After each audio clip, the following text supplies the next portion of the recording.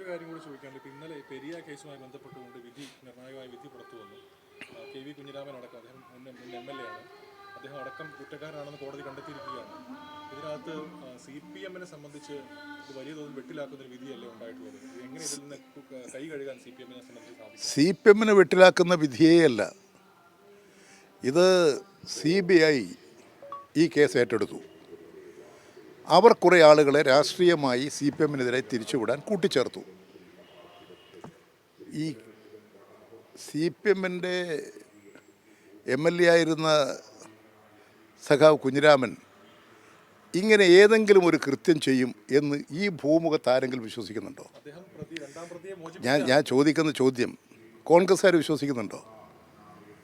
ഒരാളുടെ പേര് കുറ്റം ആരോപിക്കാം, ആരോപിക്കുന്ന കുറ്റം കോടതിയിൽ പോയി വഴിതെറ്റാതെ അക്ഷരം പ്രതി പഠിപ്പിച്ചു കൊണ്ടുവന്ന് മൊഴി പറഞ്ഞ് കോടതിയുടെ മുമ്പിൽ വരുന്നുണ്ടാകും. പക്ഷേ ഇതൊരു അന്തിമമായിട്ടുള്ള വിധിയല്ല. ഒരു കെ വി കുഞ്ഞിരാമൻ ഉൾപ്പെടെയുള്ള ഇതിൽ നിരപരാധികളായിട്ടുള്ളവരുണ്ട്. ആ നിരപരാധികളായിട്ടുള്ളവർക്ക് അവരുടെ നിരപരാധിത്വം കോടതിയുടെ മുമ്പാകെ തെളിയിക്കാൻ ഇനിയും അവസരമുണ്ട്. അതുകൊണ്ട് അവരൊന്നും ഇന്ന് കുറ്റവാളികളൊന്നുമല്ല, അവർ നിരപരാധികളാണ്. ഇത്തരമൊരു കൃത്യത്തിനെ പ്രേരിപ്പിക്കുകയോ പ്രോത്സാഹിപ്പിക്കുകയോ ചെയ്യുന്നവരല്ല പാർട്ടി നേതാക്കന്മാർ. ഞാൻ ഈ കാര്യങ്ങൾ ആ കാര്യങ്ങളാണ് ഇന്നലത്തെ നിങ്ങളുടെ പ്രധാന ചർച്ചാ വിഷയം.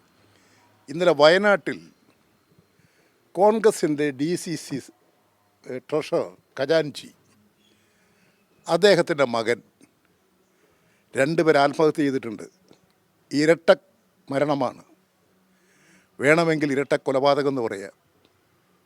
എന്താ സംഭവിച്ചത്? അഴിമതിയല്ലേ? കോൺഗ്രസ്സിന് വേണ്ടി സഹകരണ സ്ഥാപനങ്ങൾ ഉപയോഗിച്ച് അതിൻ്റെ പേരിലുള്ള മനോവിഷമം കൊണ്ട് 2 പേര് മരിച്ചില്ലേ? ആദ്യം കോൺഗ്രസ് നേതാക്കൾ ആ ഇരട്ട കൊലപാതകത്തെക്കുറിച്ച് പറയൂ.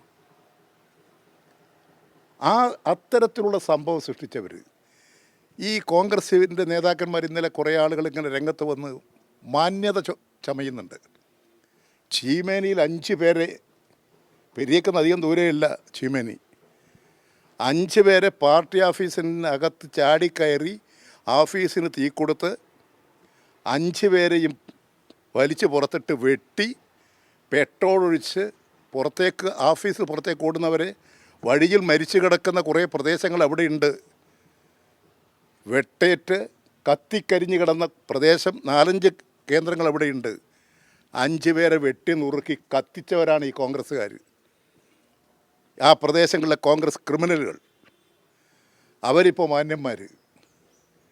ഇത് മാത്രമാണ്, എത്ര സംഭവങ്ങൾ ഉണ്ടായിട്ടുണ്ട്.